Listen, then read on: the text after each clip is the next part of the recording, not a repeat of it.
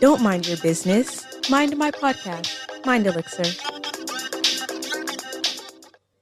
Hello, and welcome back to my podcast. Today, I have a lovely guest, Laina, from Teen Times Podcast, here to discuss managing stress from school, peer pressure, and expectations from parents.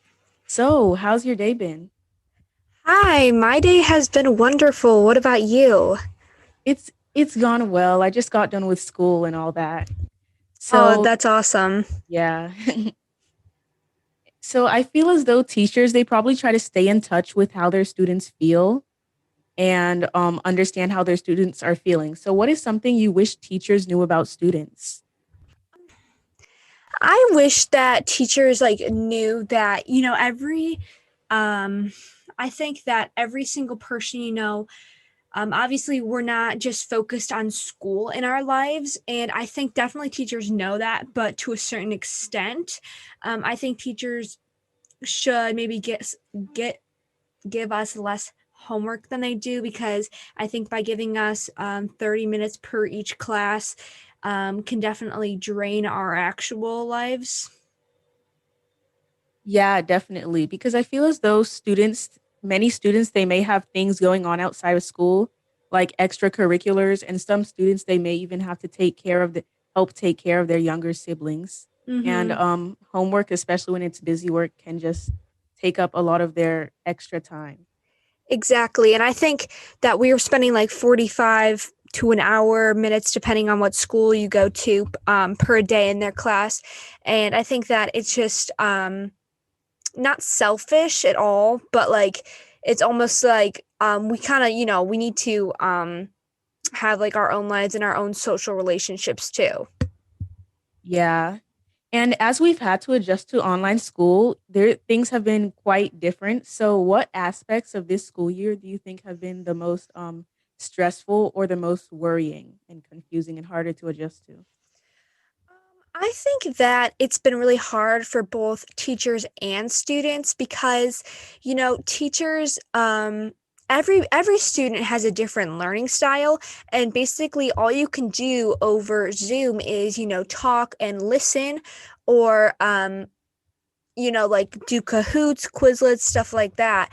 And so really isn't a lot of interactive, which I know has been really hard for me because I am definitely a like hands-on learner where I need to like do flashcards or something like to study and learn. So that's been really hard for me because just listening to a Zoom, I get really distracted.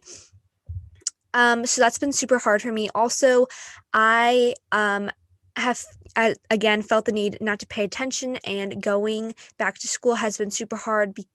Not just for me, but I know a lot of my friends it's been super hard too because we don't exactly know a ton about what the teachers are talking about. Yeah, a lot of times it's much it feels much easier to just zone out during online class because it's not as interactive. Mm-hmm, definitely. And there's a lot of things I do to relax myself around school times, especially, whenever Yeah. around test times, Mm-hmm. especially since it can be more stressful around that time. Did you want Oh, to? I was gonna say, and also like I've just noticed like there's been a lot of changes. Like there's a lot of different things with being at online and in school. Like you can go to the bathroom whenever you want. You can drink like as much water as you want, because I feel like I'm always like limited to drinking water in school because I don't want to like have to go to the bathroom every single class period. And like you can eat whenever you want and stuff. So it's just I think it's harder going back to school because it's like I don't know, it's just harder for your mental health and physical health to get back into your schedule. Oh yeah, because there's a lot more freedom at home, but versus at school, it's much more Yeah, restricted and rigid. And I wanted to definitely. know, how have you dealt with stress from school?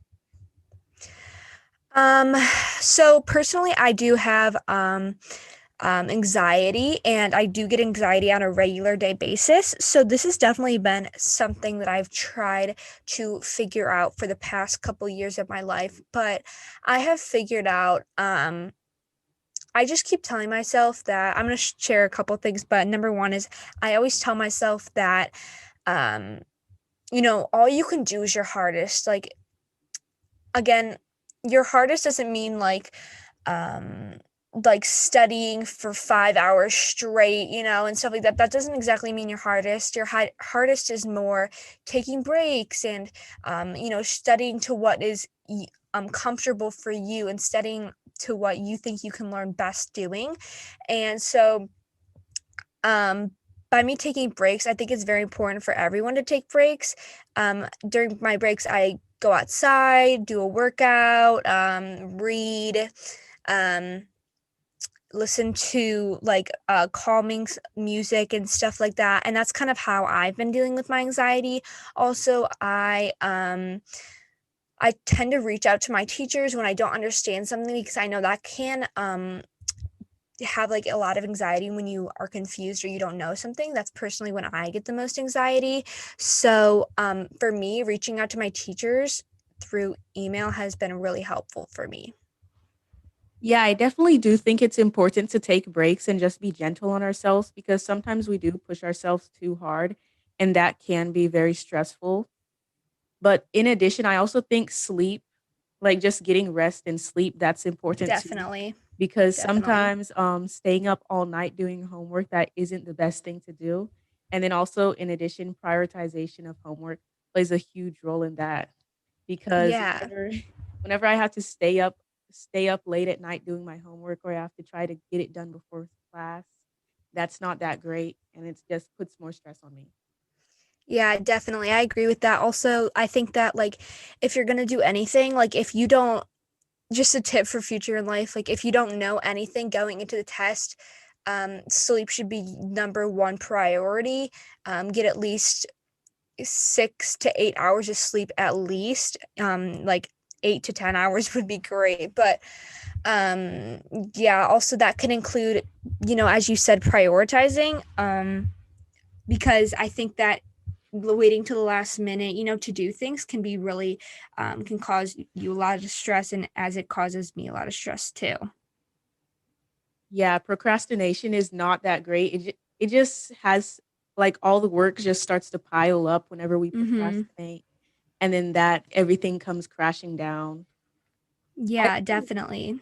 I also wanted to discuss peer pressure.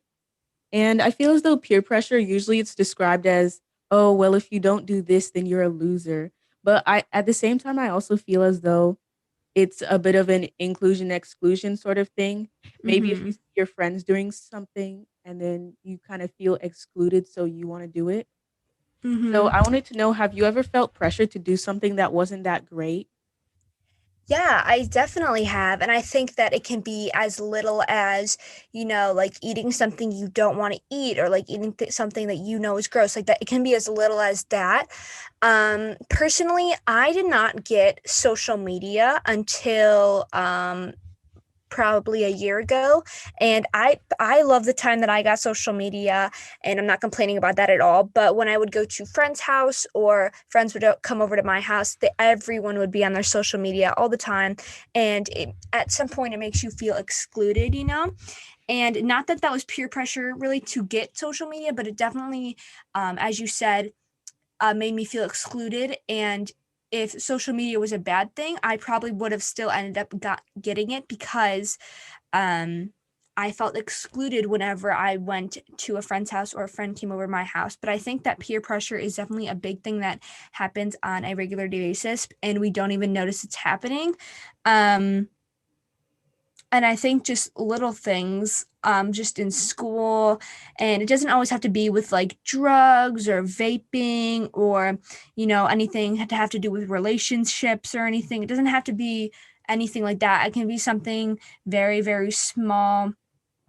um yeah, I also think that raising your hand in class, like if you see no one else is raising their hand, or everyone's raising their hand, like that can be considered peer pressure. Yeah, I never really thought about it. Just the subtle little things that even we may not even realize that it's peer pressure, but we do feel socially pressured to do it. Yeah, definitely, definitely. So what do you think would be the difference or the line between peer pressure and just straight up harassment? I think peer pressure is when you convince yourself that somebody is doing something or somebody asks you, let's say somebody, I'm just going to use vaping. I know that that is definitely one of the biggest peer pressure.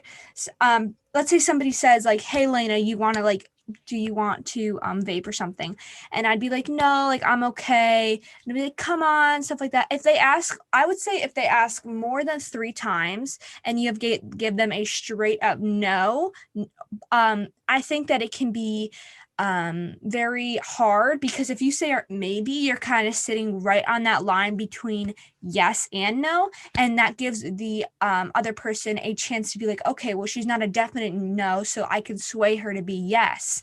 um so I think that harassment, though, would definitely be, um, after you have given them a definite no multiple times, 5+ times, not even 5+, 3+ times, and it is very clear to them that it is a no, and they keep asking, or they have other people try asking you, or something like that.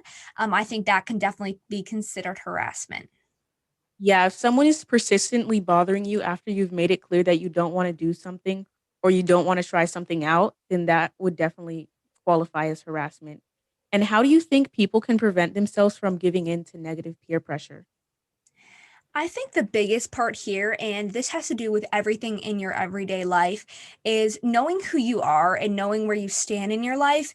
Because if you really have not touched on the topic of vaping, or know where you stand with vaping, or you're kind of just like, maybe I'll do it once, maybe I don't know, stuff like that. And no means am I encouraging vaping here, um, but I think it's very important that you know where you stand in certain topics, because let's say you go to a party and somebody's like, oh, like you want a drink or something, and you don't know where you stand. It's like, oh, like I wasn't really planning on drinking, but like I guess I could. So I think that's the most important part of it.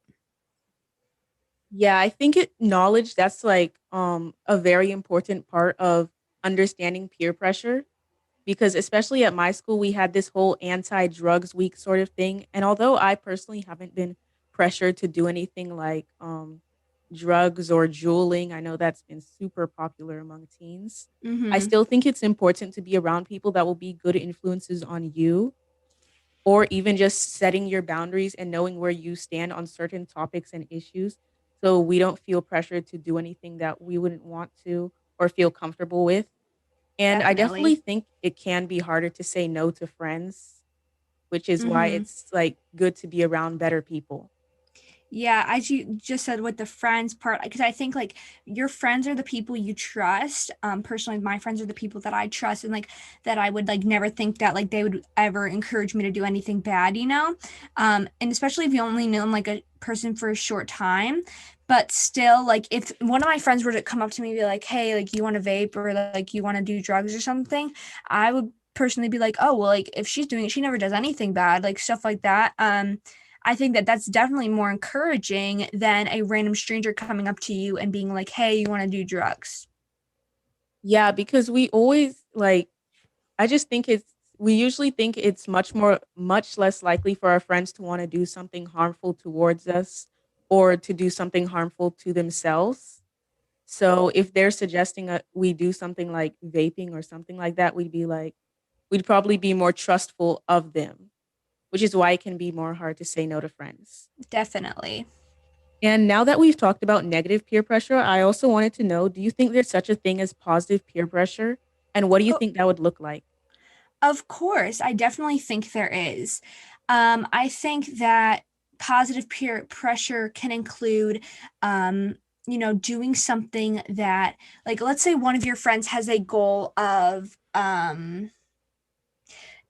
drinking a nutrition drink every day, and they're like, come on, like I think you'll like have like a great time with me, like we'll make this a goal together and stuff like that. If it is a positive thing that they're doing, I think that that can definitely be positive, but to an extent, if you've again said no multiple times, like I really don't want to do that, that could be considered peer pressure, but that also can be considered positive peer pressure because your friend is encouraging you to do something healthy, make yourself stronger. So I think there can definitely, definitely depends on the situation, but I think there can be both sides to the situation. Yeah, I totally agree with that. If they're maybe helping you work towards a goal and they're encouraging you or pushing you towards that goal, then that would probably count as a positive form of peer pressure. Yeah, definitely. And since we're in high school, or you're about to go into high school, right? Yep. I feel as though expectations in school, they're a lot higher. And it's not necessarily bad to have high expectations, but you think your parents' expectations have influenced your school experience, like whether that's regarding what classes you take or what you do and that sort of thing? Yes, I do. Personally, my parents, I wouldn't say they don't care what grades I get, but they definitely care what grades I get, but I'm very lucky they're not like very super like pressuring me to get A's all the time. But I definitely feel that they have definitely encouraged me a ton to do a couple clubs. And some of the clubs I really have not been interested in because some of them are like robotics club, and I think robotics club is amazing. That's just personally not my path, but I definitely think a ton of clubs I have been forced into signing up for that I definitely have not liked. And I understand they're just trying to do the best for me and get me exposed to multiple things. But at the same time, there's always an expectation of like, um, like you need to do like getting clubs that are good for you and things that are going to improve you and do the extra credit part, don't slack, stuff like that. And I think that's kind of what every parent encourages their kids to do. Um, and yeah. Yeah, I think many parents they do things that they believe are best for their child, but sometimes it's maybe not what their child or what we actually want. Mm-hmm. But at the same time, it could be benefiting us. Like, it's kind of a double-edged sort of thing. Exactly. Exactly. I think there's like it's again to an extent there's like two sides. Yeah. And of course, you're actually a teen podcaster yourself, which I actually quite enjoy listening to your podcast too. So can you Oh, tell the thank you. audience a little bit about your podcast? Yeah, definitely. So, my podcast, I like to talk about things that teens handle on an everyday basis because I know that teens' lives can be so hard, because you are expected to act like an adult when you're treated like a child. I know that's a common quote, but I definitely think it's true. And I think that teens are handling all this like all these adult social drama and peer pressure and relationships and everything while also they're being taught um, in school and they have still all these assignments to do and they're trying to make it into high school colleges and it can be really hard because um, you are expected a lot of times to be someone that you're not. And that can be really hard because all we want to be in life is happy and, fulfilled with ourselves. And I think that it can be really hard being a teenager because, someone wants you to do this and the other person wants you to do this, but you want to do this totally other thing. And I think that it is right for you to follow your heart and do what you want to do. And I think that, but also you need to um, you know, listen to others' opinions and take opportunities and make your life amazing. And I talk about a lot of topics. I talk about teen drama, how you can get over certain things that are going on in our world. I have amazing guests on the podcast. And yeah, I love if you guys would check it out. Yeah, definitely what you said about teens having to be exposed. We have to be exposed to so many more issues and opinions and thoughts, especially with the internet and social media. We're influenced at I feel as though we're influenced by a lot of things at a much earlier age than the generations before us. So it's important to talk about that and those issues that we face. Definitely. And there's so many teens our age who are doing amazing things, including you. And um, it's just, I think that we all have so much potential, and every every teen has the ability to be amazing, and every teen is amazing. And I hope that y'all know that. So, yeah, Yes, I love that. And what makes you feel empowered as a teen podcaster, or whichever part of your identity you choose? Um, I think that I really love like educating people and, talking on topics that I think are very important to me. So I definitely am a full feminist, and I definitely want to stand up for women and girls in everyday life. And I think that that definitely empowers me because I see a lot of people who don't believe that women have the same rights or same chance to be who they want to be in life. And I think that really upsets me. So I definitely want to make a change in the world. Also, a ton of other things upset me, but that is definitely my main one. Yes, I think feminism is so important, but it seems that just so many people have such a warped view of it and they don't really understand what it's truly about. But if only more people they could just learn what it was truly about, then they'd probably want to be feminists too. Yeah, I definitely agree. And is there anything else you'd like to talk about or just add? I think I would just like to add that like in every single day you are going somebody is going to want you to be someone you're not, and I think that that is just a challenge for you. You're getting that challenge because um for yourself to see if you can overcome that. And I think that just stay true to yourself, and the main point that is you really need to find yourself and find who you are, and that will come along the way. And so don't get too stressed out about that, but think about your actions before you take them. And I just want to let you know that you all are beautiful in my eyes, and I hope you guys all remember that. I love that message. Thank you. You're so Well, welcome. well, Lena, thank you so much for coming on to my podcast. And also, can you tell the audience where to find you? Yeah, definitely. You're so welcome. Thank you so much for inviting me. Um, you can find me on Apple Podcasts, Spotify. You can hang out with me on my Instagram, which is teen_times_podcast. And you can find me on anywhere that you listen to podcasts. I'm probably on there. But yeah, I really hope that you guys will check me out. Yep, make sure to go follow her and check out her podcast, of course. And follow me on Instagram at mind.elixir. Make sure to Definitely do. subscribe and do all the stuff, leave reviews, all of that. And tune in next Wednesday for a new episode. Bye.